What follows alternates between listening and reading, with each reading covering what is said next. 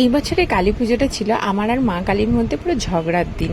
কারণ আমি সারাদিন উপোস করার পরেও কিন্তু পুজোটা দিতে পারিনি, আর আমি কিন্তু মনে মনে প্রচণ্ড ঝগড়া করেছি মায়ের সাথে। যাই হোক, তারপরে চলে গেছিলাম শিব মন্দিরে। ওখানে যেহেতু পীযূষ উপোস করেছিল সারাদিন, আর আমিও উপোসটা ভাঙিনি, গিয়ে পুজো শুরুই হয়ে গেছিলো। ওখানে খুব সুন্দরভাবে পুজো হয়।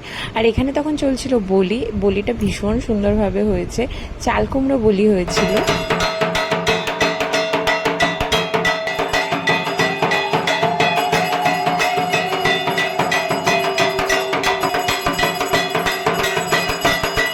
বলি হয়ে গেলে তারপরে সবাই একে একে একটা একটা করে 108টা প্রদীপ জ্বালাতে পারে।